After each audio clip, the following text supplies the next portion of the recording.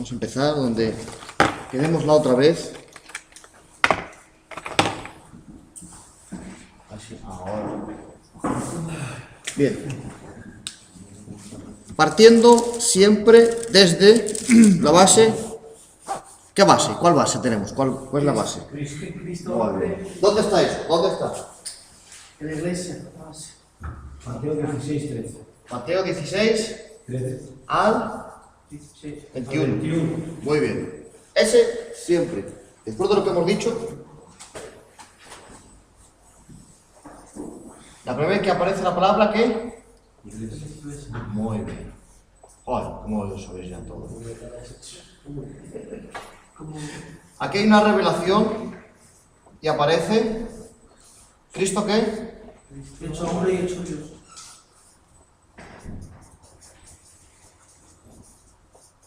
Bien, tú tienes que tener esa base. Siempre. Esa base, ese esquema es la base donde vamos a partir siempre para poder luego pues trazar la línea y poder entender hasta dónde nos va a llevar esto. Con esta base podéis llegar a entender el comienzo, la naturaleza, la organización, el gobierno, los dones, todo lo que es consecuente con la iglesia lo tenéis que entender desde aquí, desde esta base. Desde Mateo 16, 13 al 21, Cristo es la base de la iglesia, el fundamento, y Él es a la vez quien la edifica. No solamente es el fundamento, sino también Él es el arquitecto, Él es el arquitecto, el obrero, el capataz, el que gobierna, el que dice, el que manda, y Él pone, no solamente Él es el arquitecto, el que tiene el diseño, sino también es el que pone el material. O sea, la iglesia pertenece en todos los sentidos a Cristo. Él es el arquitecto, Él es el fundamento, Él es la materia, Él es el que tiene todo el material, el que dispone, todo es Cristo, todo, siempre. Bien, el otro día vimos aquí a Pedro, aquí dibujemos su dibujo ahí, mi primo Pedro aquí, ¿vale? Entonces, Pedro, ¿qué tenía en la mente? ¿Por qué no entendía Cristo? ¿Qué tenía en la mente? Pues un reino. No sé, un reino. Vale. Un reino tenía aquí. Bien. Cristo le dice a los apóstoles, dice, yo tengo que padecer, yo tengo que sufrir, tengo que ir a la cruz. Pedro dice, no, Señor, no es posible, lo reconviene. ¿Por qué? Porque, ¿qué le está metiendo a los apóstoles, a todos? ¿Qué le está metiendo el Señor en la mente? La cruz. La cruz no es que no sé cómo era.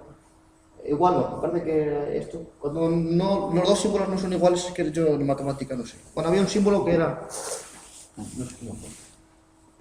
¿Recuerda que era así? Ese símbolo no es compatible. Ese es el, ¿no? Es que soy una máquina, ¿verdad? Bueno, a partir de ahora os voy a cobrar 40 euros por persona. No es compatible. Pedro dice, yo quiero al rey, y el Señor dice, no, tú a la cruz. Dice, no, yo al rey, y el Señor dice, no, tú la cruz.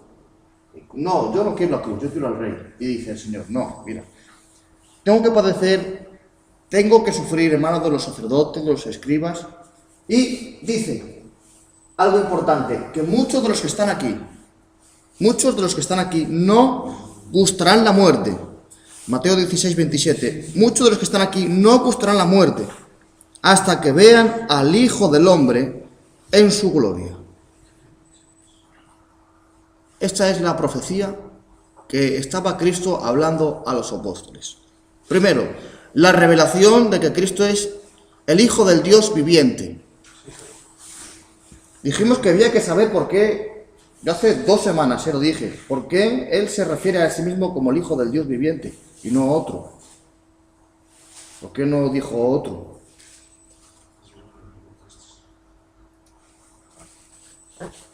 Él dijo, ¿qué decís vosotros que es el Hijo del Hombre? Eso lo dijo él de sí mismo. ¿Por qué dijo eso? ¿Por qué se dio ese título y no se dio otro? El Hijo del Hombre. Por eso le estaba rompiendo a ellos los conceptos. Como veo que no lo habéis buscado, pues a ver si lo buscáis y a ver si hacemos algo. ¿Por qué dice Cristo? ¿Quién dice que es el Hijo del Hombre? Claro. ¿Por qué se da? ¿Por qué no dijo otro? Porque mira que si no tenía títulos, Dios mío, tiene 40.000. ¿Por qué se da ahí ese? ¿Qué tiene que ver? Pues tiene mucho que ver, porque no se dio otro. ¿Por qué se dice el Hijo del Hombre, el que comparte nuestra naturaleza, ¿no? Es eso, comparte nuestra naturaleza, aunque hay más, pero bueno, más o menos va por ahí. Tiene que pasar. No. Es nacido de una mujer. Sí, comparte nuestra naturaleza. Pero que tiene que sufrir como hombre, ¿no? Claro. Tenía que sufrir como hombre. Tenía que compartir nuestra semejanza. Aunque él fue sin pecado, pero compartió nuestra semejanza. Él sintió cosas que un ser humano puede sentir, pero sin pecados. Sin pecado, siempre. Por eso le dice el Hijo del Hombre, no se dice el Hijo de Dios. Porque él quería compartir que esa revelación fuese una revelación. Primero, tú eres el Cristo, el Mesías, el Hijo del Dios viviente. Dice, sí es verdad, tú has dicho que soy el Hijo del Dios viviente, pero antes yo he dicho que soy el Hijo del Hombre. Entonces, hay un nexo. Cristo, Hijo del Dios viviente, Cristo, Hijo del Hombre. ¿Cuál es la unión? Cristo. Hijo del Hombre, Cristo, Hijo de Dios, Cristo. Y los dos se unen en una misma naturaleza. Ahora entiendo mejor lo de hombre y Dios. Claro. Si lo llegáis a buscar ya lo habéis entendido. Entonces, hay esa revelación. Entonces, todo lo que diga Cristo no lo podemos pasar por alto. Todo lo que Él dice, todo lo que Él expresa, cualquier detalle es importante, hay que dar la mayor importancia. Porque si Él lo dice es porque hay algo detrás, hay una profundidad, hay un argumento, hay un porqué. Yo hablo por hablar, pero él hablaba y sabía lo que tenía que decir. ¿Por qué? ¿Qué le estaba diciendo? Cristo, este es el fundamento. ¿Qué Cristo? Dios, Hijo de Dios, Hijo del Hombre. La revelación vino por Pedro, pero esta revelación la tiene que dar Él. Entonces, aquí vemos las dos uniones en una misma naturaleza. Esto se llama unión hipostática. Sí, punto. No eso. Esto lo digo porque sepáis que yo más o menos sé el tema, pero vamos, que nosotros unión hipostática nos da igual. Nosotros lo que queremos saber es la naturaleza, que era al mismo tiempo Dios y al mismo tiempo hombre. La revelación vino por el Padre a Pedro, una revelación, y la otra la tuvo que dar él. Y las dos se complementaban. Era el complemento perfecto, era la revelación perfecta. Si él no se da ese título, era una revelación incompleta. No podían entender por qué el Hijo de Dios tenía que morir. No lo entendemos. Pero él dice, ¿quién decís vosotros que es el Hijo del Hombre? Pues es una revelación que él se está presentando. Con la revelación que da el Padre, con la revelación que da él, es una revelación completa. Entonces, él, ¿cómo se presenta después? Dice, yo tengo que morir, no quiero la cruz. Claro, esto ellos no lo entendían porque ellos tenían solamente, o creían solamente en esta revelación. Cristo Dios. Claro, Cristo Dios. claro. Por eso tiene que decir él tan importante. No, a ver, ¿qué habéis escuchado? Tengo que sufrir, tengo que padecer. ¿Qué título me da yo? No, es verdad, tú te has dicho Hijo del Hombre. Hijo del Hombre, en mayúsculas. Eso es el título para él. Pero que vemos ahí que es como él comparte nuestra naturaleza. Él se hizo hombre. Él se hizo hombre. Él fue en una decisión voluntaria hacerse hombre. Él podía haber venido como Cristo Dios, hecho ya un hombre con 30 años y presentarse al mundo, pero era muy difícil creer en él de esa manera. Por eso él decidió, hermanos, de una manera más humilde, más sencilla y más profunda y más parecida. Es hacerse hombre como nosotros, adoptar nuestra naturaleza para luego redimirla en la cruz. Esto es lo que Cristo quería implantar en ellos, esta revelación. Por eso vemos que no podían entender la cruz. Claro, no podían entender porque estaban siendo abrumados por tanta grandeza. Es una grandeza. Lo que estamos explicando hoy aquí es una grandeza de la palabra. Es una grandeza. Dice Pedro, que hablamos cosas y predicamos cosas que aún anhelan oír los ángeles, porque ellos no tienen esa capacidad para entender. ¿Por qué? Porque si yo entiendo esto, es porque hay alguien en mí que me lo hace entender. ¿Quién es? El Espíritu Santo. Y ellos, aunque viven en el cielo, no lo tienen. Son seres creados. Por eso ellos anhelan escuchar lo que nosotros predicamos, lo que la iglesia predica. Ellos anhelan porque ven un misterio revelado en alguien más débil. Ahí está la grandeza. Ahí está la majestuosidad del Evangelio. Ellos anhelan, dice la palabra, anhelan oír los misterios de Cristo, porque ellos no son revelados. Es revelado al hombre. Y si esto no te conmueve las entrañas, mira, cojo ese palo y empiezo a palos aquí. Yo no sé cómo, no entiendo. Ahora bien, dice, la transfiguración. 6 días después, siempre se cuenta desde esa revelación, 6 días después, tomó a Pedro, a Jacobo y a su hermano Juan y los llevó aparte a un monte alto. Allí se transfiguró delante de ellos y resplandeció su rostro como el sol y sus vestidos se hicieron blancos como la luz y se les aparecieron Moisés y Elías que hablaban con él. En Mateo nos da una perspectiva pues correcta, ¿no? Pero si tenemos que añadir o tenemos que completar siempre, que ya le hemos dicho, siempre hay que ir siempre a los 3 evangelios, Marcos, Juan, Lucas, son los más parecidos, Mateo, Marcos, Lucas son los más parecidos entre ellos, porque lo que no tienen en uno, pues hay un detalle que uno no lo tiene, pero lo tiene el otro, y entre los 3 se completan. Entonces, cuando vamos a leer cualquier evangelio, cualquier milagro, cualquier hecho, en los evangelios siempre hay que mirar los 3, porque eso nos va a dar una perspectiva más amplia y más profunda. Por ejemplo, en el libro de Marcos y en el libro de Lucas nos dan una perspectiva de que antes de que Jesús estaba orando, y según estaba orando, se transfiguró. Esto no lo vemos en Mateo. Y dice, en Lucas 9:28 dice, mientras oraba, la apariencia de su rostro cambió y su vestido se volvió blanco y resplandeciente.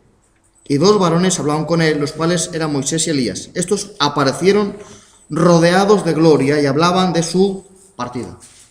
Ya lo vimos el otro día. ¿Cómo vinieron? Rodeados de gloria. Cuerpos glorificados. Es un misterio. Yo no lo he llegado a entender, pero yo tengo que afianzar de lo que si está escrito aquí en la Biblia es porque es cierto. Entonces aquí veo a Moisés y a Elías en un cuerpo glorificado porque están hablando con Jesús y los apóstoles o los discípulos los identifican como Moisés y Elías. Eran cuerpos identificables. No eran espíritus, porque los espíritus no se pueden ver.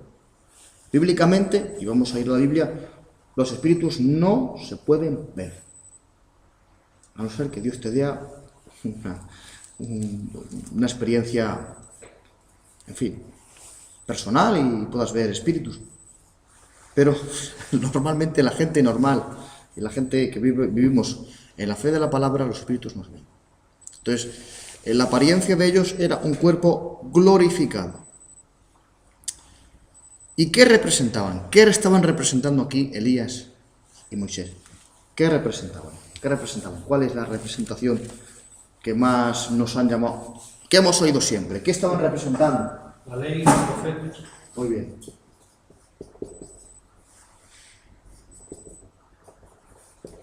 Muy bien.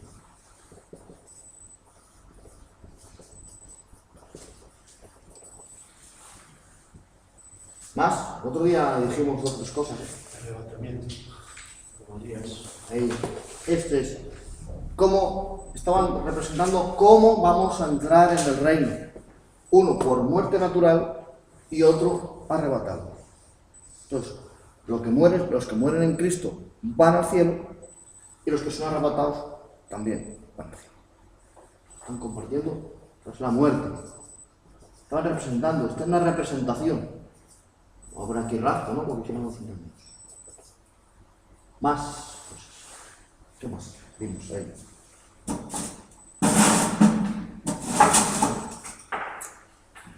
Sí, Elías. Moisés dirigió al pueblo no hacia la tierra prometida también. Claro. ¿No? Era ¿No? un redentor. Redimió al pueblo. Fue él el que redimió al pueblo. ¿Y Elías? ¿Qué era? Al pueblo. Pues vamos a ver cómo se puede decir, porque desafiaban a los profetas de Baal y tumba que dale, ¿no? Sí, pero ¿qué transmitía? ¿Qué es lo que él tenía que transmitir al pueblo? La palabra, ¿Qué era? Mensaje de Dios, ¿no? mensaje. Muy bien. Esto es Podía un descender lumbres del cielo. Todo eso. Entonces, vemos que tienen muchas cosas en común con Jesús. Que estos hombres aparecieron ahí es porque había un algo ahí, había un plan. Aparte de que la vida de Moisés y de Elías eran muy, muy parecidas a la vida de Cristo. En muchas situaciones y en muchas cosas, en muchos milagros, muchas acciones, muchos caracteres, estaban representando lo que iba a hacer Jesús en la tierra. Era una representación. Y ellos vieron ya vieron de antemano eso. Moisés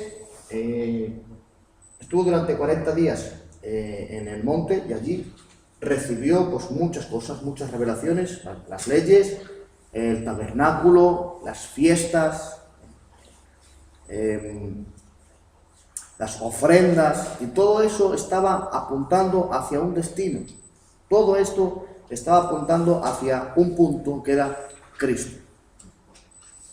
Y Elías, que aparece sin más ni más en la historia, si no sabemos quién era ni su abuela, no se sabe. La Biblia no lo dice, dice que era de Tisbe, que todavía no se puede encontrar ni dónde está el pueblo.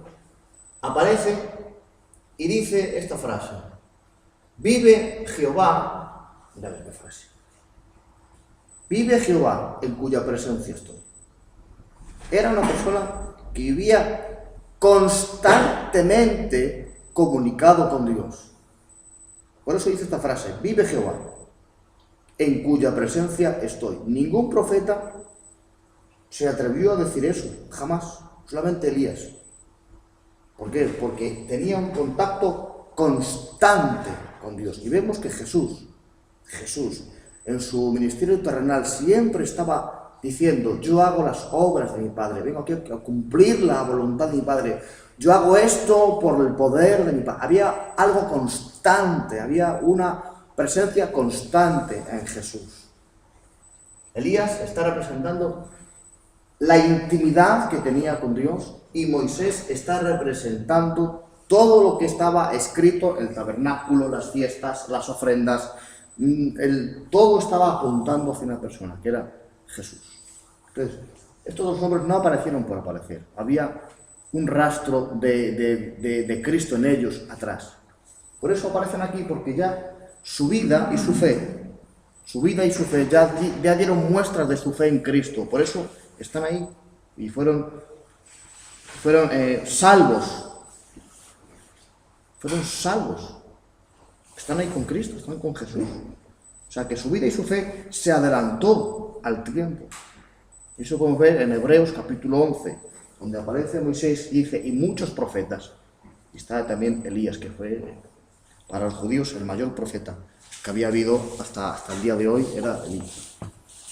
Entonces sí vemos que aparecieron por dos motivos. Uno era para hablar de Jesús, de su partida. La palabra partida, ¿qué significaba?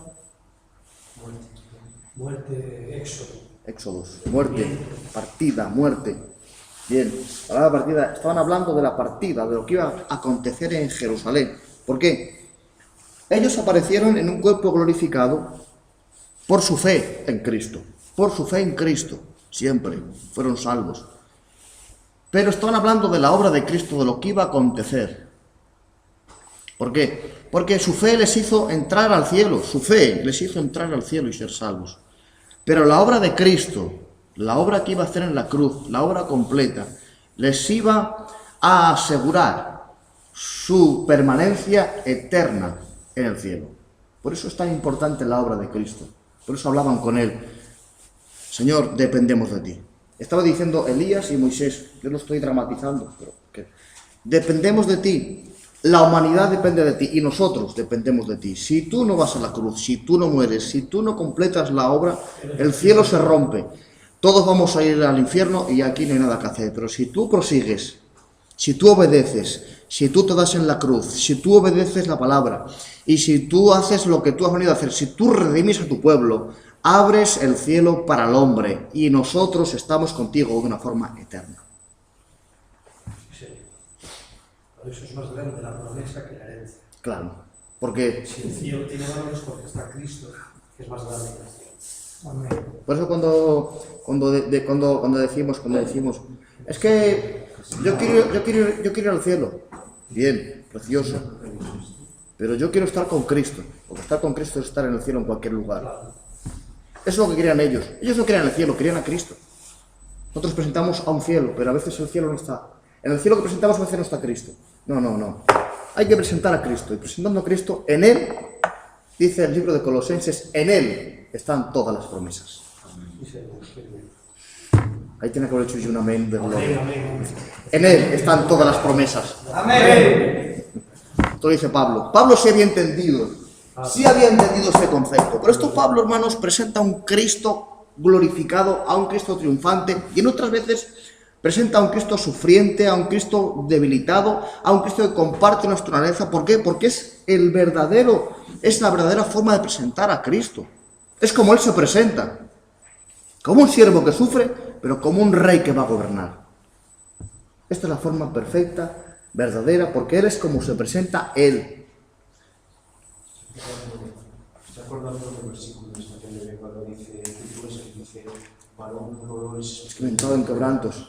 Isaías 53. Dios mío, qué versículo. ¿Cómo se presenta Él? ¿Cómo se presenta el siervo sufriente? Claro, la transfiguración ahora viene, ahí están representando la ley los profetas. Y ahora dice el Señor, mira que os digo, yo no vengo a abrogar la ley.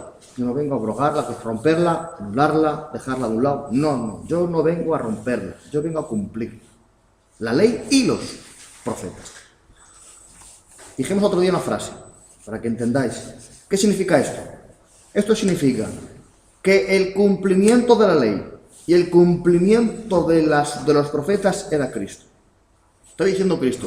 Yo no vengo a romper, yo no vengo a anular, yo no vengo a quitar esto, no. Yo soy el cumplimiento tanto de la ley como de los profetas. Sí, Señor. Por eso, Si no se anulaba Él, sino que claro, es que decir, como alguna gente dice, a ver, que yo no voy a corregir a nadie, ¿eh?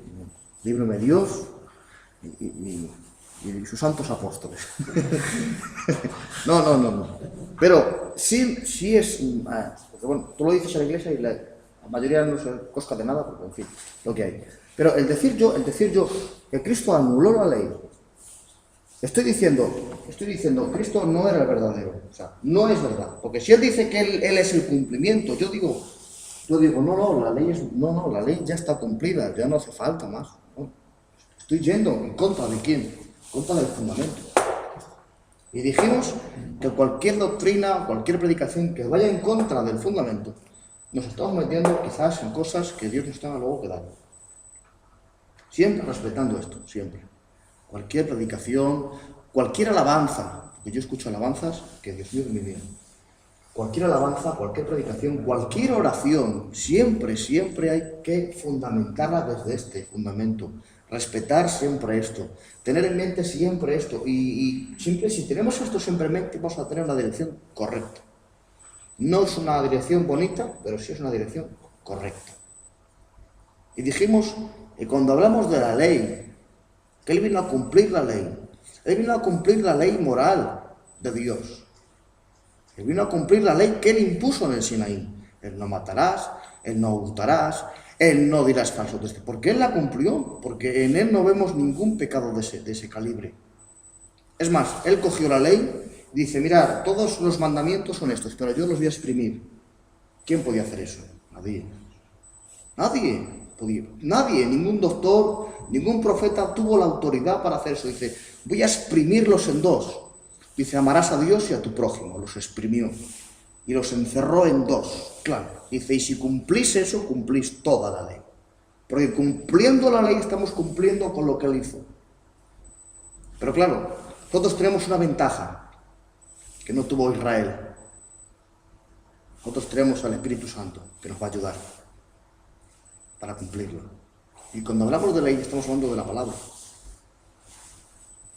No estamos hablando de las leyes rabínicas, ni las leyes judías, ni de las leyes que se han inventado. No, estamos hablando de la palabra. Lo que está refiriéndose a Cristo es la ley, la palabra. Cuando habla de que dice que clavó el acta de decretos, en la cruz, el acta de decretos era la ley, ¿no? Sí. ¿Y eso de que...? ¿Que no estabas el otro día? Sí, sí estaba. ¿Ah? Creo yo que sí. ¿Ah, estabas tú? Sí. Bien. Había tres tipos. Ley. La ley de Dios. Estaba la ley civil, que era con nosotros. Y estaba la ley ceremonial. Aquí, en la ley ceremonial, estaba el sacrificio del cordero. ¿Para qué? Para perdón de pecados. Esta es la ley que colgó allí, porque era el sacrificio perfecto. Estas no. Era esta. Es que yo no lo entiendo de otra manera. A ver. Eso no lo dimos nosotros. Sí, lo Sí, digo. sí, Ahora sí, sí. Yo estaba buscando de moral civil. Sí, la ceremonial es lo mismo. Sí, bueno. En vez de Dios dices moral. Moral, sí, bueno, moral de Dios. Sí. Porque dice que estaba contra nosotros. ¿Cómo puede estar contra nosotros? Claro. ¿Cómo puede estar en contra si era para tapar el pecado? No tapaba el pecado. O sea, Dios perdonaba porque veía en el futuro el sacrificio de Cristo, no en el sacrificio presente. Es que ahí estamos metiéndonos en un tema muy profundo. O sea, ahí vamos a dejarlo ahí. A ver, por medio de los sacrificios de los corderos, Sí. Dios perdonaba. Perdonaba, pero no la sangre de los corderos. No. La sangre efectiva de Cristo. Porque hemos dicho que Moisés, Dios le dio una representación, tanto en el tabernáculo, como en las fiestas, como en los sacrificios de quién? De Cristo. Claro. ¿Qué estaba viendo del Señor? ¿El sacrificio en aquel lugar? No. Estaba viendo más allá. Estaba viendo a Cristo en la cruz. Y desde la cruz estaba perdonando los pecados. Porque hemos dicho que el sacrificio de Cristo era eterno. No lo dice en Hebreos, que es eterno. Sí, eterno. ¿Eterno qué decir? Sin Principio ni fin. Estamos cubiertos. Entonces, ¿qué pasa? Que desde la cruz son los pecados futuros y los pecados pasados. Y ahí se La sangre de unieron. Cristo Es retrospectiva y retrospectiva. retroactiva. Eso, pero bueno, eso a nosotros es Sí, una pero palabra bueno, un poco... Quiere decir que perdona pecados del Claro. pasado. Entonces, desde estas leyes, aunque ellos creían que no lo habían entendido, ellos creían que, bueno, que el Cordero de todos los años que les tapaba, no tapaba el pecado. Dios no puede tapar el pecado. Perdonaba porque veía en un futuro el sacrificio perfecto de Cristo. Y ahí... Fue la ley que o anuló. sea, que el mismo Abel, si se hubiera arrepentido, hubiera pedido su sangre. Sí, ¿por qué no? Sí. Claro. Para eso existía la ley, para conocer cómo era tu culpabilidad y lo que tenías que hacer. Y bajo ese mandamiento, bajo esa obediencia, Dios perdonaba. ¿Por qué? Porque Dios había instituido un sacrificio y un reconocimiento del pecado, que es lo que hacemos hoy en día. Pero hoy tenemos la ventaja de que es el Espíritu Santo el que se encarga de nosotros, de reconocernos como pecadores y llevarnos a Cristo. Hoy es más fácil. En aquel tiempo, pues, sería un poco más difícil, no sé. Pero bueno, sí había perdón de pecados, porque si no, Israel pues habría sido destruido porque Dios es santo. Entonces sí vemos ahí la misericordia de Dios en todos los tiempos, en todos, en el pasado, en el presente y en el futuro. Esto se nos va de la mente a todos, evidentemente. Pero claro, esto no lo entendieron. Y lo que allí se clavó fue esto. Un sacrificio, punto, no hay más. Y a partir de ahí, esto hay que cumplirlo, porque es lo que Cristo dijo. Dijo, cojo la ley, la exprimo y amarás a Dios sobre todas las cosas y a tu prójimo, leyes civiles, como lo decía Moisés, pero son la ley con el prójimo, entre la iglesia, y esto es lo que estaba haciendo Cristo. Entonces, si Él lo exprime, no puede luego anularlo en la cruz, porque va contra de este fundamento. Porque ¿quién lo dijo? Él. ¿Quién la clavó? Él. ¿Quién pagó el precio? Él. Yo no puedo decir ahora que la ley... No puedo decir. Pero sí hay dentro de esa ley lo que Él puso como ofrenda, como pago, era el sacrificio del Cordero. Entonces, a partir de ahora no hay sacrificios. No hay. Porque el sacrificio es Cristo. Eso es lo que Cristo quería meter en la mente de los apóstoles. La cruz, aquí se cumple el sacrificio. Aquí se cumple la ley. Aquí se cumplen los profetas. Aquí se cumple la muerte. Aquí se cumple la redención. Aquí se cumple el mensaje de Dios. Aquí, donde se cumple todo. Todo se concluye en la cruz. Todo lo que dicen los profetas, todo lo que había en la ley, todas las fiestas mosaicas, todo lo que estaba estipulado, todo lo que estaba escrito, todo lo que estaba profetizado, se cumplió aquí. Aquí. O sea, en 6 o 8 horas que estuvo Cristo allí clavado en la cruz, tanta revelación, allí esas horas fueron lo más grande que hubo.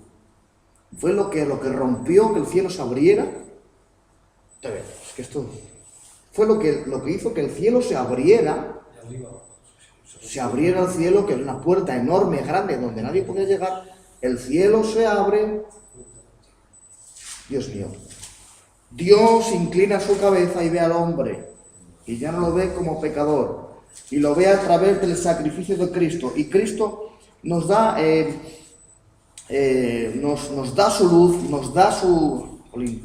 Cuando ves a través de algo, no encuentro esa palabra. Nos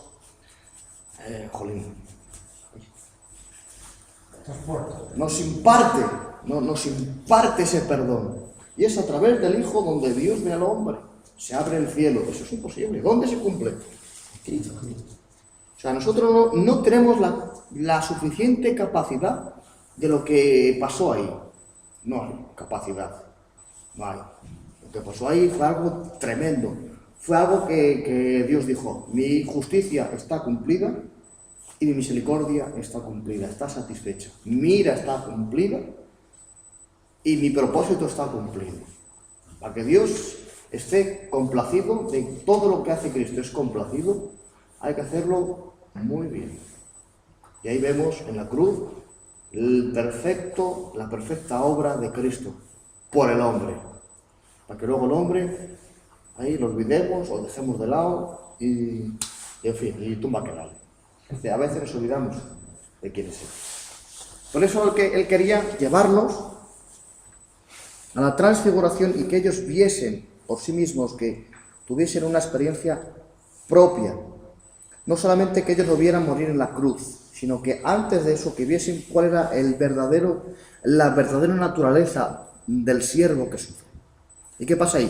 Dice que mientras Él está orando, dice que su rostro cambia, se llena de luz y se eleva.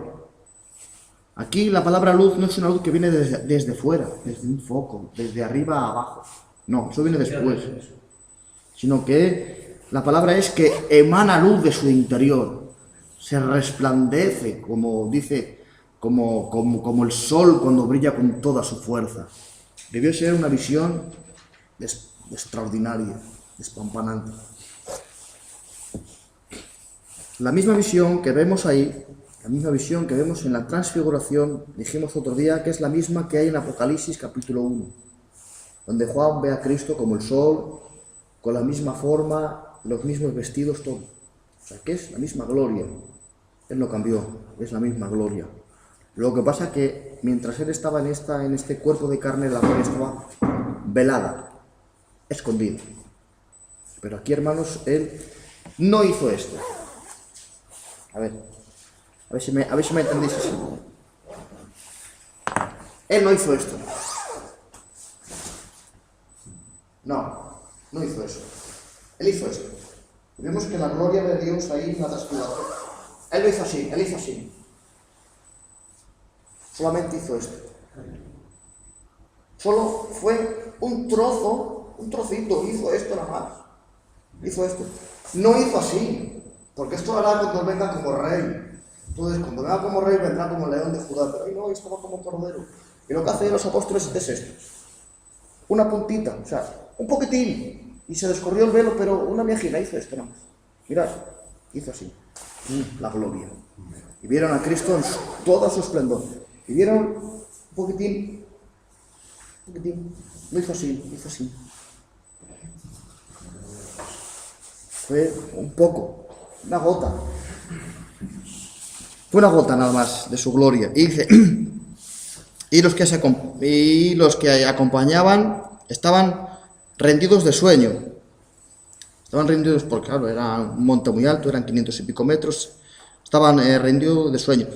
Pero permaneciendo despiertos vieron la gloria de Jesús y a los dos varones que estaban con él. ¿De dónde venía la gloria? Dice la Biblia, de Jesús. De Elías no. Y de Moisés tampoco. Venían con cuerpos glorificados. Jesús había puesto un poco de gloria en ellos, o sea, un poquitín. Pero la gloria venía de Jesús. Y los dos varones y sucedió que mientras estos se alejaban de él, Pedro dijo a Jesús: Maestro bueno es para nosotros estar aquí, hagamos 3 enramadas, una para ti, una para Moisés y otro para Elías. Pero no sabía lo que decía. No sabía lo que estaba diciendo. Enramada significa cabaña o Tabernáculos. La verdad es que no sé. Prolongar más aquel rato, bueno, no sabía. Claro, que quería prolongar aquel rato. Quería estar siempre ahí. Claro, él decía, no. ¿Por qué? Porque Jesús le había dicho antes, cruz. Y él decía, no, reino. Borracho. Y Pedro decía, cruz. Pero, no, que esto decía cruz. Y él decía, no, reino, vamos a estar aquí. Señor, no te muevas, y tú tampoco, aquí un tabernáculo para los 3. Y dice, no, Señor. Esto es una visión anticipada de lo que vais a sufrir, pero de lo que vais a alcanzar por medio de la cruz.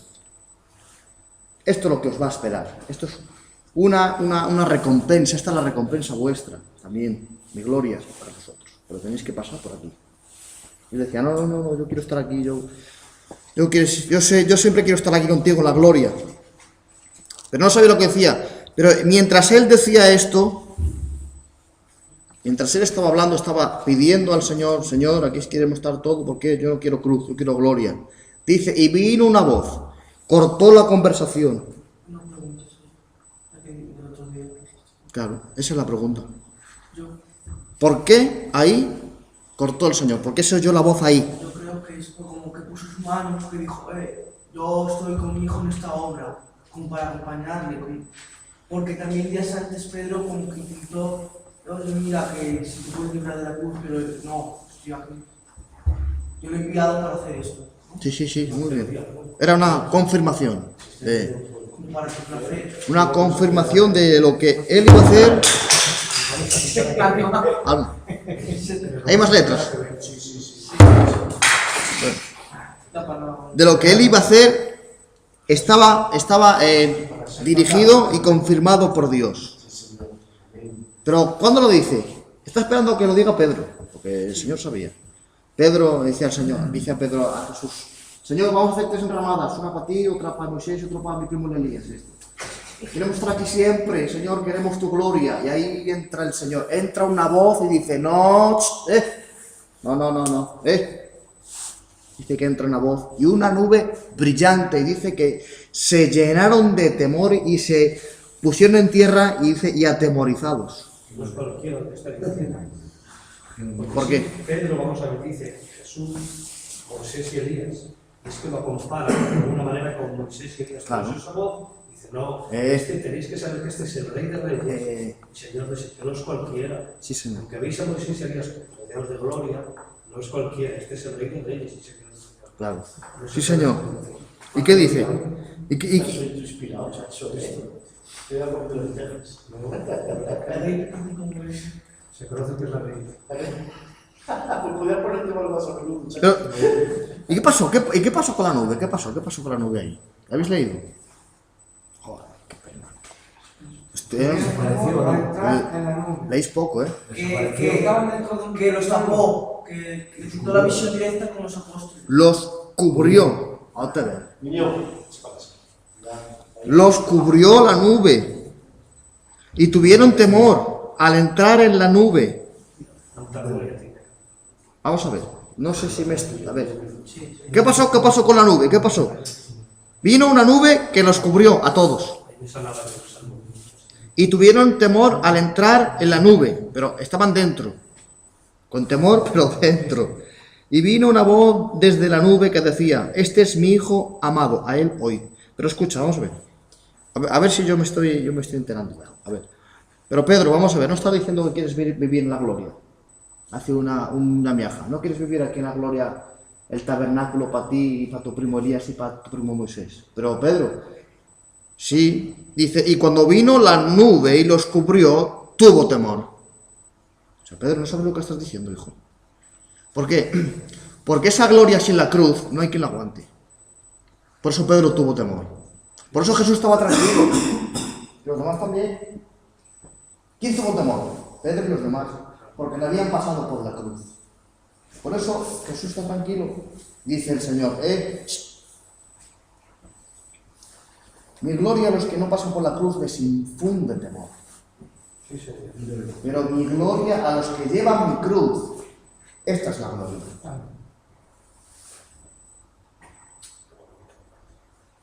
Es lo que estaba haciendo el Señor, entendiéndolo. La cruz tiene gloria. No, la gloria no se puede alcanzar porque tú eres mejor. No, porque no hay que la aguante, dice, porque la gloria sin cruz te atemoriza, te aterroriza, no la aguantas, no hay persona. Por eso dice, no, este es mi hijo amado, el que va a ir a la cruz. A él, no a Moisés y no, ni a ti, Pedro, tampoco. A él oís, hacer caso a lo que él dice, seguir lo que él os ha dicho. Estoy diciendo, todo lo que él ha dicho, todo. Desde que él ha sanado enfermos, desde que él os ha mandado a predicar, desde que él ha resucitado muertos, desde las parábolas del hijo pródigo, a él, incluso lo que habéis oído atrás de que vosotros tenéis que coger la cruz y negaros, también oírle. Es lo que estaba diciendo el Señor a los apóstoles. Oíd todo lo que él dice, porque lo dice bien. Le estoy respaldando porque veo que lo que va a hacer es bueno. Estaba respaldando lo que él era, lo que él decía y lo que iba a hacer. Por eso dice, a él oíd. ¿Por qué? Todo lo que había hecho Jesús tiempo atrás, ¿quién lo respaldó? El Dios Padre lo respaldó. Vemos resucitando muertos, levantando paralíticos, sanando leprosos, hablando la palabra, sanando por la palabra, echando demonios por la palabra, acogiendo, defendiendo, y dice, pues todo esto, más la cruz, que os acaba de comentar hace un momento, que el que quiera ir en pos de mí niegues a sí mismo, tome su cruz y sígame, también es parte de este plan. Es un parte integral, no podemos separarlo. Quien quiera seguirme, tome su cruz y sígame. Niegas a sí mismo y sígame. Está diciendo el Señor, a él oíd. Todo lo que él ha dicho, todo es verdad. Es cierto. Estoy respaldando lo que él dice. Todo lo que dice es cierto. Tiene mi plena confianza, tiene mi plena aprobación. Todo lo que él ha dicho, yo lo respaldo. No podían ver la gloria sin la cruz, porque la gloria sin la cruz nos atemoriza. Es lo que quería Pedro, pues la gloria quizá tenerla ahí. Claro. Sin antes en la cruz. Pero si vemos, por ejemplo, viendo la nube de la gloria, la nube de gloria, ¿no? que cubrió, hay dos pasajes, mira, si ves que dos pasajes tengo aquí, ahí yo están aquí apuntados. Vamos a ir a, tenga Biblia, no sé Marcelo con de Biblia. A ver. Éxodo 24:15. Éxodo 24:15. Éxodo 24:15. Ahí vemos una nube también. A ver, qué nube, qué bonita. 24:15. Entonces Moisés subió al monte, ¿no? Sí, léelo. Entonces Moisés subió al monte y la nube cubrió el monte. La gloria de Jehová pasó sobre el monte Sinaí y la nube lo cubrió por 6 días. Sí. Por 6 días. Al séptimo día él llamó a Moisés dentro de la nube. Para ti, que es que lees muy rápido. No. Cuando se lee en la Biblia, que leerá muy fácil. Mira, dice: entonces Moisés subió al monte. Punto. Una nube cubrió el monte. Coma. ¿Qué estaba pasando ahí? No estaba pasando lo que estamos leyendo ahora mismo. No había gente que había subido al monte. Allí había subido Josué y todos los ancianos. No, hombre, Pedro, Jacobo y Juan. Luego aquí Aquí, pues no lo sé. en Éxodo, Se entonces... Se quedaron más... No, más abajo. se quedaron más abajo. Sí. Se quedaron más abajo. Entonces, Moisés subió al monte. Punto. Una nube cubrió el monte. Y la gloria de Jehová reposó sobre el monte Sinaí. La nube lo cubrió por 6 días y al séptimo día llamó... ¿A quién? O sea, que las nubes llaman. Jesús. Al séptimo día llamó a Moisés de en medio de la nube. Y ahora, esto lo que se describe. Esto lo está escribiendo desde fuera. Dice: y la apariencia de la gloria de Dios era a los ojos de los hijos de Israel como un fuego abrasador en la cumbre del monte. Pero Moisés entró en medio de la nube, subió al monte, y estuvo Moisés en el monte 40 días y 40 noches. ¿Cómo era la gloria de la nube a los ojos del pueblo que estaban fuera? Como un fuego. Eso era temor, fuego abrasador. Nadie se puede acercar. Nadie. Un temor terrible. Pero dice que la nube llamó a quién, a Moisés. Y ahora la nube llama a Moisés y lo mete dentro. Y allí estuvo Moisés 40 días, 40 noches. La gloria sin la cruz no la podemos sostener, no la podemos diferenciar. La gente que vive sin la cruz tiene miedo a la gloria. Porque esto es el principio que Jesús ha marcado. No lo digo yo, no lo dice nadie. Lo dice. Entonces vemos que en Moisés hay muchas similitudes con Jesús. Porque en medio de la nube Dios llama a Moisés, y en medio de la nube de la monte de la transformación vemos que Dios habla de Jesús. Dios llama a Jesús. Dios dice, este es mi hijo amado. Le hace una distinción entre los demás. Dentro del pueblo, Dios llama a Moisés. De entre los profetas y la ley hay una distinción: Jesús. La gloria te... jolín, se me va la gloria te... Jolín. Identifica. Eso. La gloria te identifica. Marcelo. La cruz y la gloria te identifican. ¿Quién es Jesús? ¿Quién es Moisés? ¿Quién es? La gloria y la cruz siempre van unidas. 2. Primera de Reyes, capítulo 8, y verso 10. Primera de Reyes 8, 10. Vemos otra vez otra nube que aparece, una nube misteriosa. Vaya nube esta, ¿verdad? Que se las trae. 8, 10.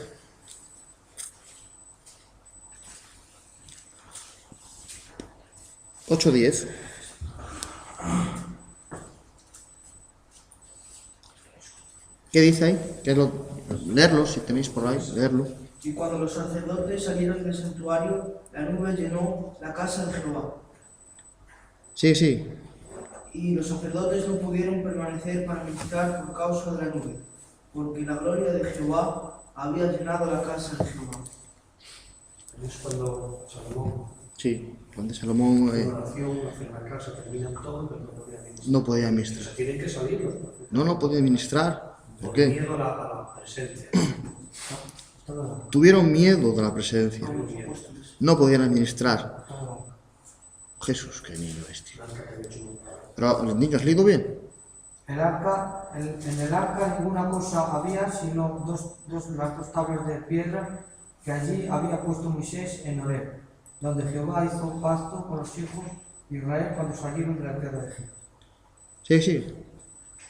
Ya Y salí. cuando los sacerdotes salieron del santuario, la nube llenó la casa de Jehová, y los sacerdotes no pudieron permanecer para ministrar por causa de la nube, porque la gloria de Jehová había llenado la casa de Jehová. Jesús. Pero vamos a A ver. ver, 8-10. A ver, esto es una pregunta retórica, esto sí. ¿Qué es lo que hizo la gloria en el monte Horeb? Llama a Moisés y ¿qué hace? Los mete dentro. Sí. ¿Y qué hace la misma nube en el templo con los sacerdotes? ¿Qué hace? Se echa fuera.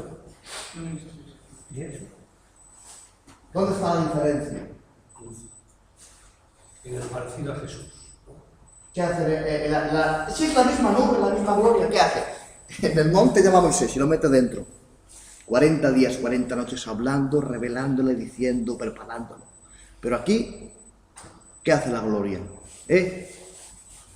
Se posa la gloria y ¿qué hacen los sacerdotes? Se fuera. No es llevar un nombre, no es pertenecer a cierta religión o pertenecer a una misión, no.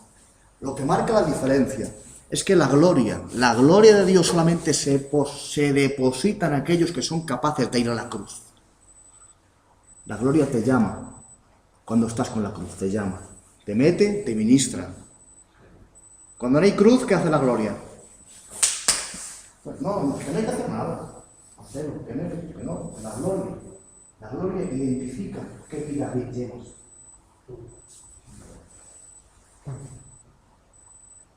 ¿Quién lo digo? Que no, lo hemos visto con la Biblia. ¿Qué hizo con los sacerdotes?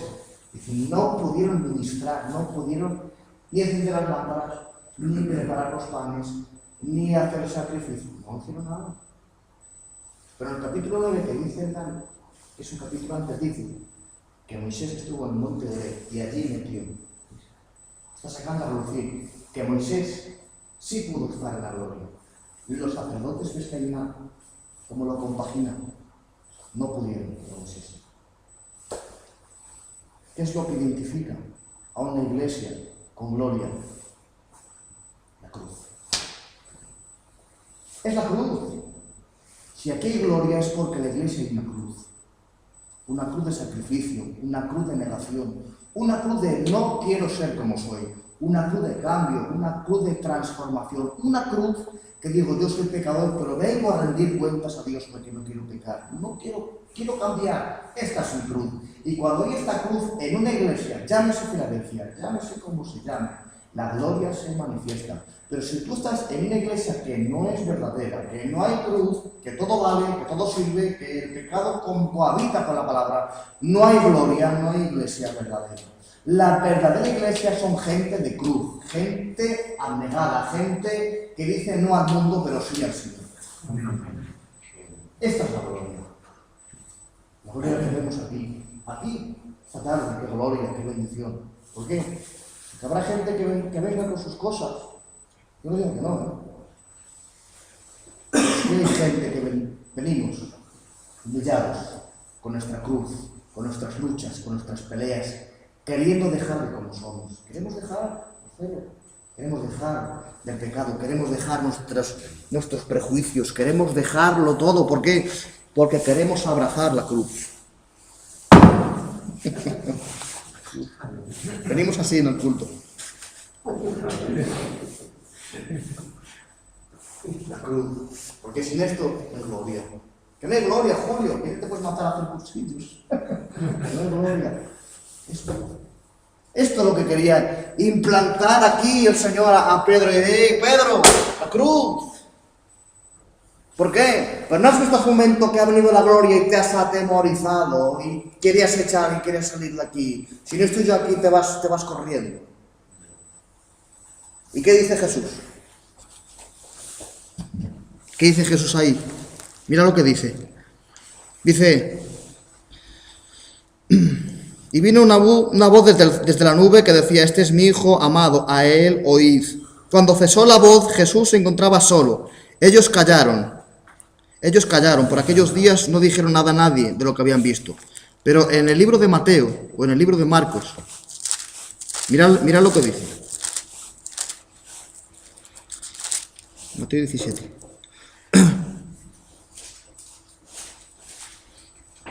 ¿De vidas? Mateo 17.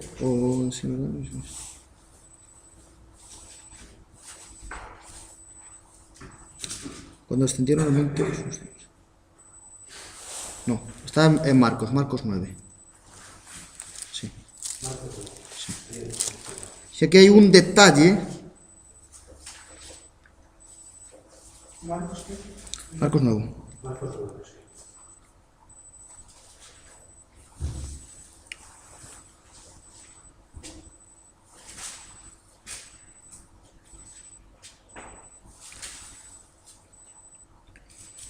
No vieron a nadie mientras descendía el monte, cuando nadie que no dice nada de eso.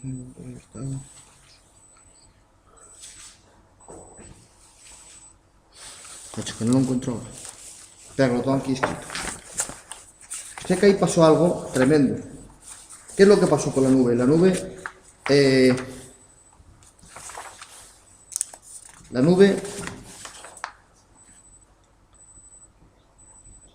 En el capítulo 7. es que estaba buscando. Es que ahí hubo hay un detalle ahí. Que no lo encuentro ahora. Versículo 7. Bueno, pues hay un detalle que no sé. Yo sé que está ahí. Dice, el mandato a él oíd. Estaba diciendo el Señor, a él oíd. Y dice el Señor a los apóstoles, levantaos y no temáis. Es que lo estoy buscando, pero no lo encuentro. El 9.7. Marcos 9.7. Ah, es que estoy mirando yo Lucas. Marcos 9.7 es. Versículo 7. En el 7, sí, pone, este es mi hijo amado, a él oíd. Uy. Y luego, cuando miraron, no vieron a nadie más con ellos, sino a Jesús solo. No es aquí. Entonces ahí lo que quieres buscar. No es aquí. Bueno, yo sé que hay uno que dice que ellos, dice Jesús a ellos, levantaos y no tener miedo. O sea, la nube les había doblegado, les había hecho tener temor. Si Jesús no viene y los toca, allí se quedan.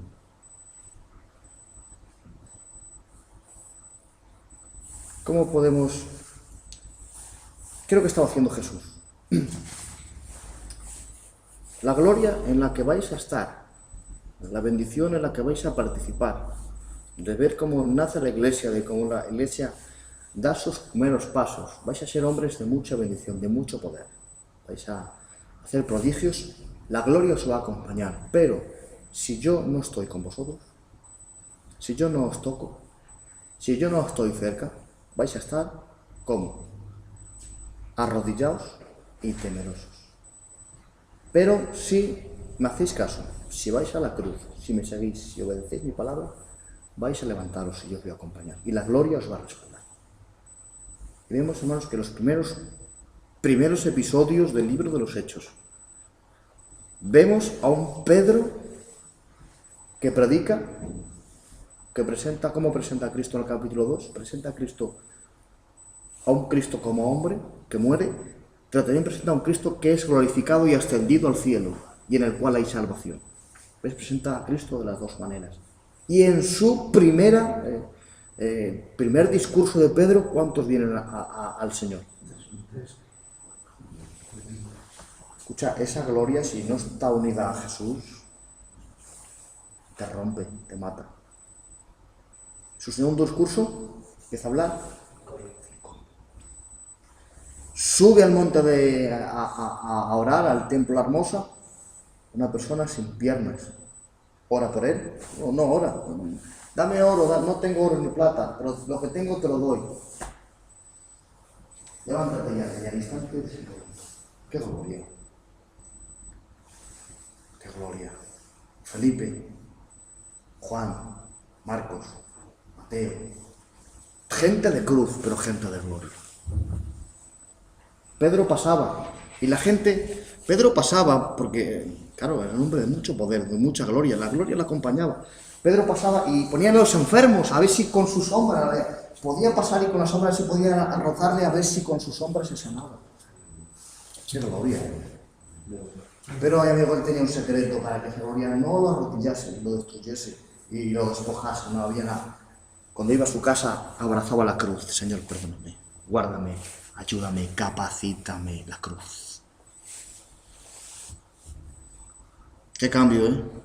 De un Pedro que intenta apartar al Señor del camino, a un Pedro que lo reconviene, de un Pedro que le niega, de un Pedro que no quiere ser apóstol, que desecha el llamado, que coge temor, un Pedro hundido, a un Pedro en el libro de los Hechos triunfante, con gloria, respaldado, con bendición. ¡Qué cambio! ¿Cuál fue el cambio? La madurez de Pedro, ¿no? Si Pedro era la persona más torpe que yo he visto, la persona más ignorante, la persona más tosca, la persona con menos capacidad de hablar que yo he visto en los apóstoles. Pero claro, él tenía algo que había visto en Jesús. Dice, yo quiero la gloria de la transfiguración, pero yo quiero también la cruz. Yo quiero las dos cosas. Y ahora dice, segunda de Pedro. Segunda de Pedro. A ver, podemos ir a segunda de Pedro si tenéis por ahí. Segunda de Pedro. Claro. 9.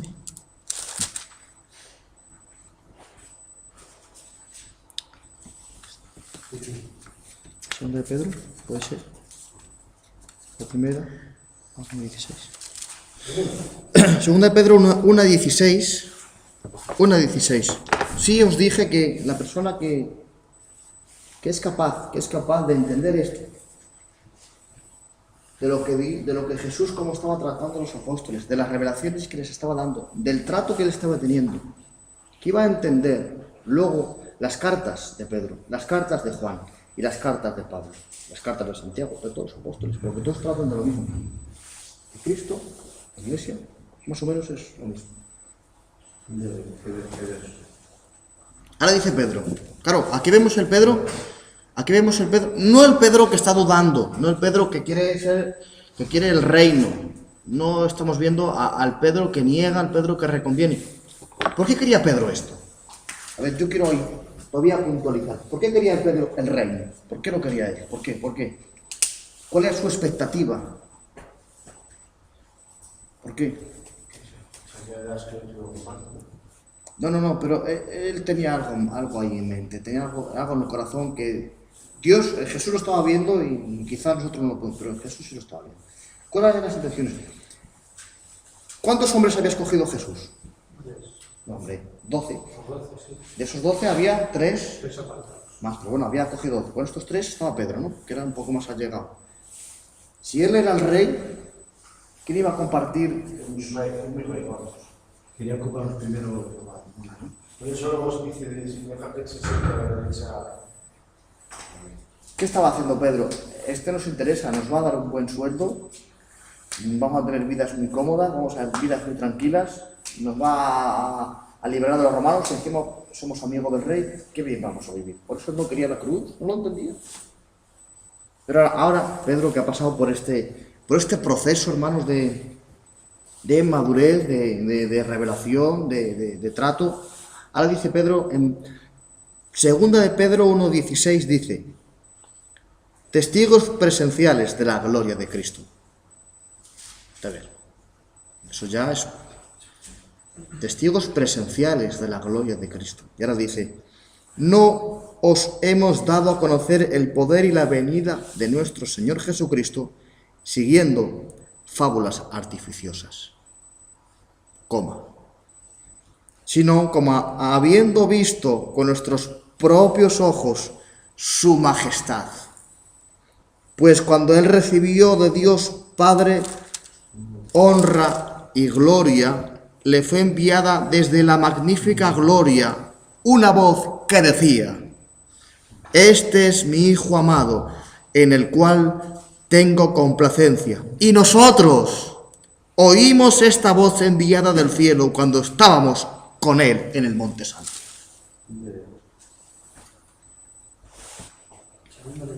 1:16. ¿Tú crees que Pedro viene aquí, que llega aquí a 2 de Pedro y lo escribe por escribir? Vemos el trasfondo y donde nos ha llevado la línea y a donde hemos llegado. Y bueno, esto es un matiz, un detalle para que vosotros veáis dónde llega, dónde llegaba la idea de Jesús, dónde llegaba. Claro, Pedro se veía con una buena paguica allí en el reino, con el Señor allí reinando, con sus parcelas, cazando, pero él no imaginaba esto no. Pero viendo, dice cómo, a Jesús en su majestad. ¿Qué es lo que enseñó Cristo en la transfiguración? Fueron sus medallas de rey. Fueron sus medallas de rey. Pero que aún era el tiempo de exhibirlas, pero a ellos sí les enseñó. Hizo esto en la mano. Hizo así y vio su medalla, las medallas que él iba a heredar por su obediencia. Y dice, y vimos su majestad. ¿Qué es la majestad? Un rey, un gobierno, un rey. No está hablando ni del cordero, no está hablando de rey, de reinado. Vieron a Cristo como rey. Ahora sí lo ven. Antes no. Pero aquí dice, vimos su majestad. Vimos que era el verdadero rey. Que dentro del cordero, dentro de ese carácter manso, de ese corazón humilde, de esa obediencia perfecta, hemos visto en la transfiguración, en este Monte Santo, hemos visto sus galas de rey, su gloria de rey, su autoridad de rey. Por eso, en 2 de Pedro, pues habla de este texto. ¿De dónde nace?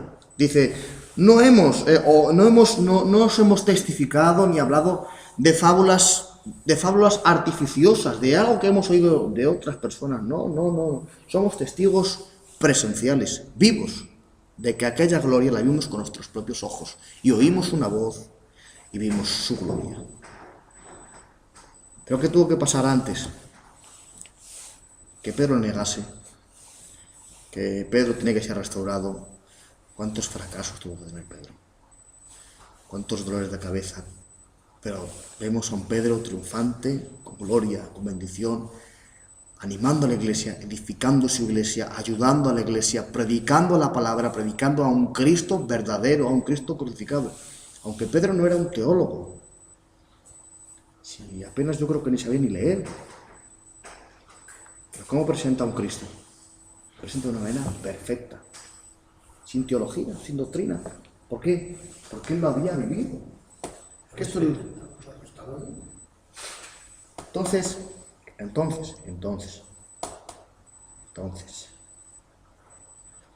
¿cuál es nuestra meta en la iglesia? ¿Cuál es nuestra meta en la iglesia? Que la iglesia conozca a Cristo. No que conozca proposiciones doctrinales, ni mensajes pastorales, ni coritos de adoración que vienen de otras denominaciones. Eso está bien para un culto congregacional, para el culto diario, pero la iglesia tiene que conocerle a Él, seguirle a Él, obedecerle a Él, presentar siempre a Él.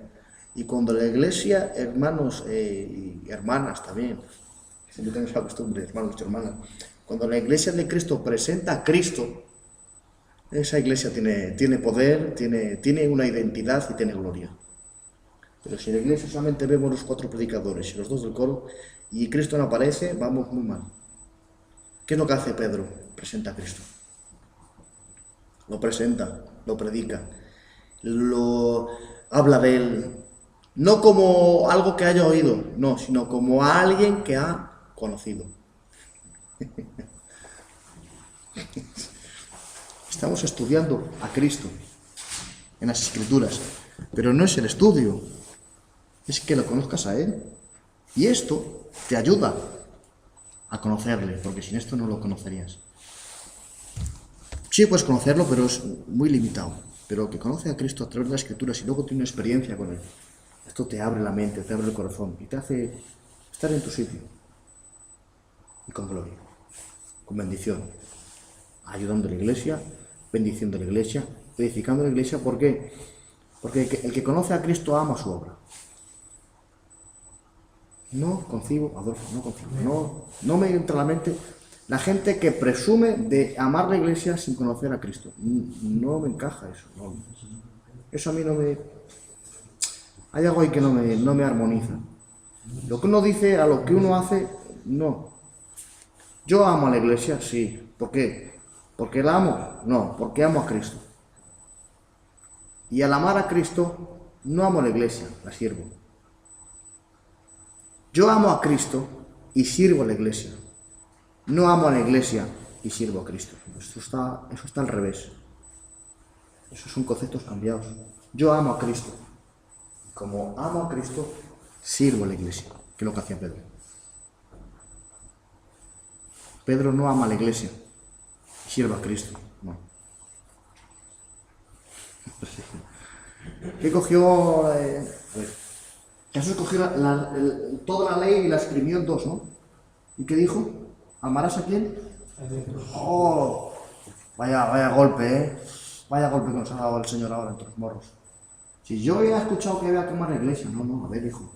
No te acabo de decir que yo escribí la ley y dije, amarás a Dios sobre todas las cosas. ¿Por qué no dijo amarás a la iglesia? Te lo voy a haber dicho. Vamos, él lo que decía era una sentencia. Porque Él es el que es el fundamento. Él es el esposo de la iglesia. Nosotros somos parte. Amando a Cristo, amas a la iglesia también. Claro, pero primero hay que amar a Cristo. Y cuando amas a Cristo, eres capaz de servir a la iglesia. Porque no te importa perder de lo tuyo.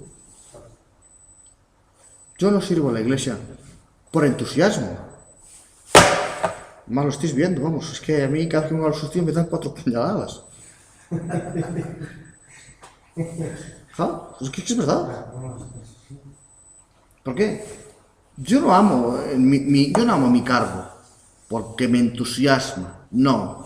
Yo amo a Cristo y como amo a Cristo me someto a lo que Él me dice y la sirvo. Y en esa servidumbre, porque lo hago por obediencia y no lo hago por entusiasmo, porque el entusiasmo ¿qué hace? Se acaba. Pero mi amor a Cristo no puede acabar, porque es un amor verdadero, fundamentado en su obra, fundamentado en su cuidado, fundamentado en lo que Él me hace a mí y no en lo que hago yo a la iglesia. A mí me da igual que vengáis 4 que 40. No me baja la moral, no me desanima. No. ¿Por qué? Porque yo sirvo. Y luego que Él haga lo que quiera. Yo hago mi trabajo. Y luego Él me paga. De más.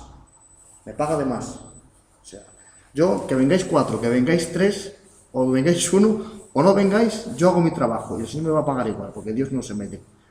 No es un moroso, no. Él te dice, hazlo, te paga. Hay que amar a Cristo, primero. Segundo, cuando amas a Cristo eres capaz de servir a la iglesia porque no lo haces ni por egoísmo, ni por...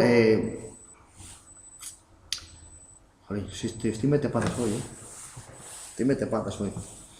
No lo hago por egoísmo, para callar mi egoísmo, porque yo necesito una plaza. Necesito que me vean en la iglesia, lo necesito. Si no, pues me hundo y me voy. ¿Qué más? No me encaja a mí eso. Pedro era una persona que amaba a Cristo, que aprendió a amarle. Y cuando Pedro amaba a Cristo, fue capaz de sacrificar su vida. Dios mío. Marcelo, sacrificar la vida por la iglesia no crees que estemos todos dispuestos, ¿eh? Pero sacrificar la vida por Cristo sí. Ah, es que es diferente. Yo no soy capaz de sacrificar mi sitio en la iglesia, pero sí soy capaz de sacrificar mi sitio por Cristo. Porque veo que Él lo ha hecho primero por mí. La iglesia a veces a mí me arrincona. La iglesia a veces a mí me etiqueta. A veces la iglesia no me da la oportunidad que me merezco. ¿Por qué? Porque mis ideas chocan con la iglesia. Chocan. Yo espero que la iglesia haga algo por mí y no ha hecho nada. Estoy enfermo, no viene a visitarme. Tengo una temporada baja, no me llaman. He estado 3 meses en el río. 3 meses. Sufriendo ahí. Sufriendo. ¿Tú crees que me ha llamado el pastor a mí? Muchacho, ¿qué te pasó? No me ha llamado nadie. A las malas. No me ha llamado nadie. Ah. Ahora, 6 meses para recuperarme. Sufriendo allí tumbado de sol. Tumbadico al sol. 3 meses en el río en Toral. Y nadie se ha preocupado de si este niño está vivo o está muerto. Es mi amor por Cristo el que hace que yo sirva a la iglesia. ¿Por qué? Porque no lo hago ni por egoísmo. Porque la iglesia no se puede servir ni por egoísmo, ni por méritos propios, ni porque la iglesia me responda, porque la iglesia nunca te va a responder. En la medida que tú vas a hacer en la iglesia, el esfuerzo que tú vas a dar en la iglesia, el desgaste físico, mental, moral, familiar, jamás la iglesia te lo va a pagar, por la iglesia no te lo paga. Pero Cristo sí. Cristo sí. Por eso, Pedro, vete a Roma a predicar. A Roma. Pablo, vete a Corinto. Levanta una iglesia. ¿Qué pasa en Corinto con Pablo? Lo matan, lo maltratan, lo critican, lo tiran después de 18 meses de largo y duro trabajo. Y ahora coge Pablo coge la carta y dice, hijitos míos. Dice, porque no vengo como con vara, sino que vengo con palabras de amor para corregiros. ¿Qué amor tenía por la iglesia? No, tenía amor por Cristo. Y eso le hacía doblegarse y tener un sentimiento paternal con la iglesia. Pablo jamás lo veo yo en una carta, jamás lo veo defraudado con la iglesia. Y había pastoreado muchas, y en muchas había tenido muchos problemas. Muchas la habían tirado, muchos la habían la cruz. Pero él sigue amando a la iglesia, levantando ministerios, predicando, dando dones, ministrando la gloria. ¿Cuál es el secreto? ¿Pablo era más grande que nosotros? No, si él tiene el mismo espíritu. ¿Qué era la diferencia? ¿Cuál es? La diferencia es el concepto que tenemos nosotros. Él sí entendió el concepto. Y Pedro, Pablo, Juan, Jacobo, Santiago, Judas, todos los apóstoles entendieron ese concepto. Primero, amarle a él. Segundo, coger tu cruz. Y tercero, servir a la iglesia. Por eso jamás decayó su fe, jamás decayó su trabajo, jamás le vimos una queja en contra de la iglesia, porque la iglesia no es suya. No la riñen. Tú ves a Pablo riñendo, no la riñe, la exhorta con cariño, pero la exhorta con verdad, la exhorta. No la riñe. Es que vosotros, mira esto, me llevo aquí 18 meses aquí y no me habéis invitado ni a un café. Saltando de prado en prado. Sí, sí. No, ¿qué dice? Porque duro he trabajado y he trabajado con mi trabajo para no ser agravio a vosotros, pero me he desgastado en todo. Dice Pablo. ¿Ves? Estamos entendiendo las cartas de los apóstoles. ¿Por qué? Porque ellos sí entendieron esto. Cuando entiendes esto, entiendes muchas cosas. Cuando entiendes la cruz, lo entiendes todo. Cuando entiendes la cruz, pero a través de Cristo, esto, que sea Él. No una cruz que yo me impongo. Que bueno, yo voy a hacer esto porque yo, mis fuerzas, voy a hacer esto, ¿no? Y siempre hemos dicho, por ama de esto, que no hago más esto. Por ama de aquello, que no voy más aquí. Y resulta que vas peor. Que al otro día has ido y has hecho peor. Es una cruz que yo me impongo. ¿Qué pasa? Que eso me detiene, me hunde y cada vez estoy peor. No. La cruz hay que tomarla desde la perspectiva bíblica. Niéguese a sí mismo, tome su cruz y sígame. ¿Por qué? Porque en lo que yo hago no es para que yo sentirme mejor o para sentirme mejor persona, no. Es para que la gloria se la lleve Él. No es más, no hay más. No busquéis que no hay más. Pastor José, no busquéis que no hay más. No lo hago por mi interés, no lo hago por mi egoísmo, no lo hago porque yo me quiero volver mejor persona y no hago esto y me pongo una cruz, no. Tú coge la cruz, niégate y deja que Él te cambie. Y ese es el verdadero cambio. Y todo lo que hagas va a ser bendecido, con gloria, aunque la gente no te reconozca, pero que eso es igual. Que el reconocimiento que hacemos nosotros no es gloria. Eso lo hemos hecho nosotros, porque somos así. Una persona con fama es una persona con gloria. No necesariamente. La persona con fama es porque le hemos dado nosotros fama. Si hay gente que la tiramos y otra vez al otro día la levantamos. Si la fama la damos nosotros, si Dios no da fama. Si Dios da gloria, que es diferente. Gloria con cruz. La gloria, ¿qué es la gloria? La que tú impartes. La que estando sentado, no hace falta que estés en un púlpito, estando sentado con tu postura, con tu adoración, estás edificando. Estando en el mercado hablando, estás edificando. Estando en tu casa con tu mujer y tus hijos, te estás edificando, estás bendiciendo tu casa. Estando en el coche, hay gente, hermanos, que coge el coche y se transforma. Se vuelven bichos, hijo, con los pallicos. Marcelo, tú. Sí, tú que eres un conductor airado, Marcelo. ¿Qué va? Yo que eres un conductor airado. No. La cruz con la gloria con la cruz. Tienen que ir unidos, siempre, unidos. Y vale, ya llevamos mucho rato. Y eso es lo que Jesús quería mostrarles a ellos. Yo pongo mi cruz y después os regalo mi gloria. Gloria al Señor. Así que, mirad, otro día, porque no hemos entrado en la... Bueno, aquí hemos dicho un par de ellos, no mucho.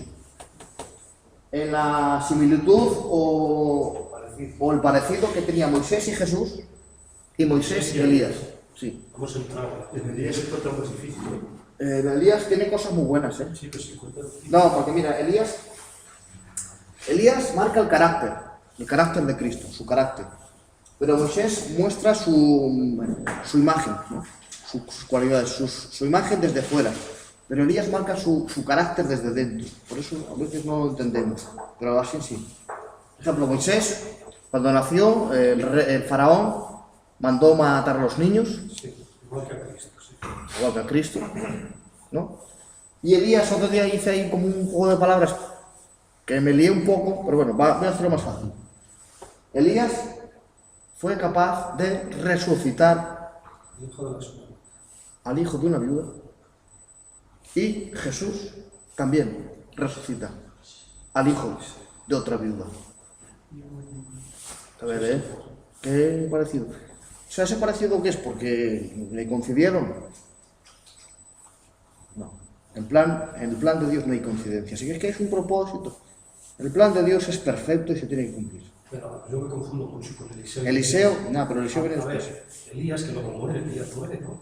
¿Eh? O sea, Eliseo. Eliseo muere y no van a enterrar a un hombre también y cuando Lo tocan. lo esconden, Sí, ese muerto resucita al tocar sus manos. sí. ¿Quién es? Eliseo. Eliseo. Sí, es Eliseo. Pero Elías, tú fíjate que Elías, aun siendo un profeta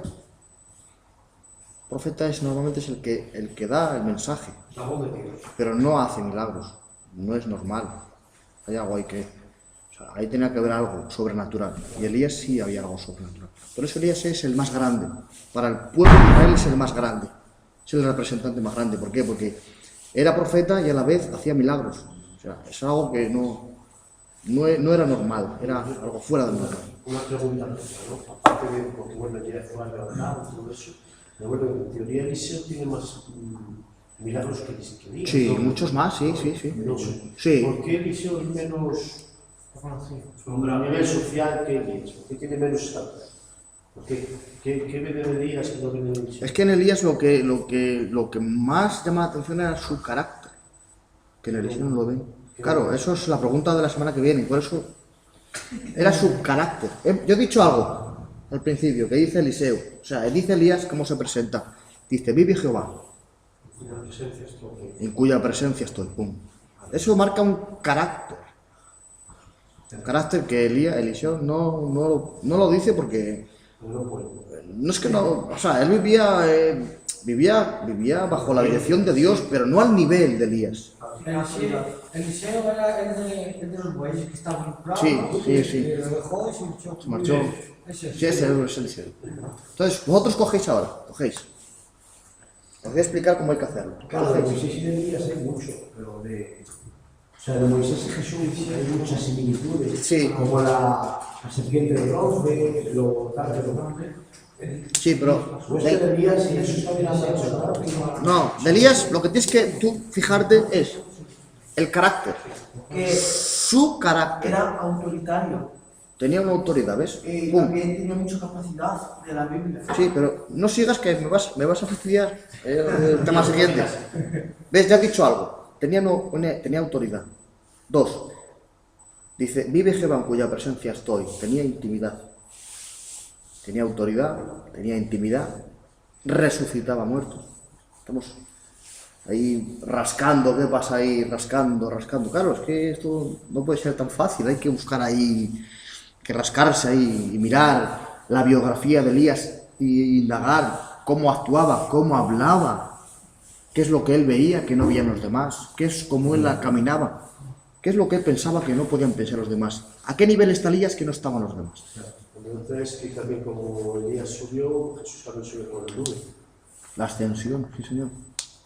¿Ves, Marcelo? Al final me vas a fastidiar el tema, ¿eh? Entre tú y el Alfredito, O sea, también como un ángel fortaleció a Elías, también a Jesús también le fortaleció me mucho. fortaleció, sí señor.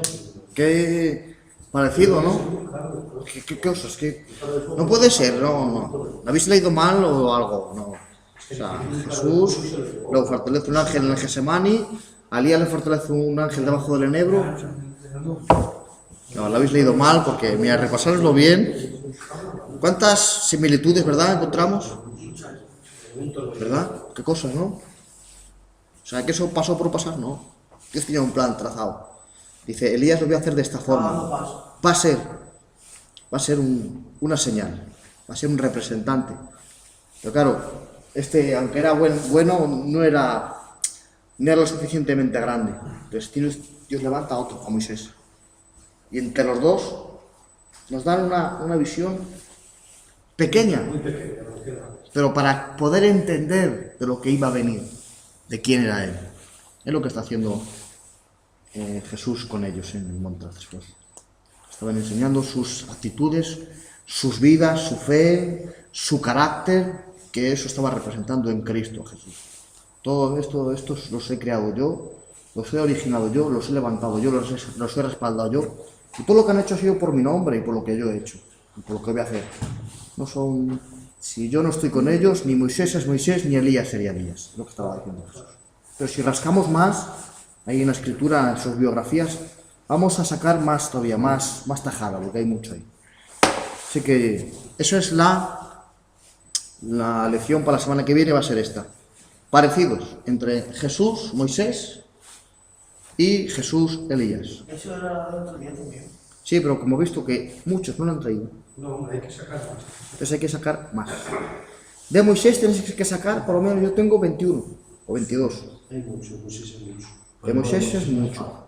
Es más fácil, porque es más lo exterior, ¿no?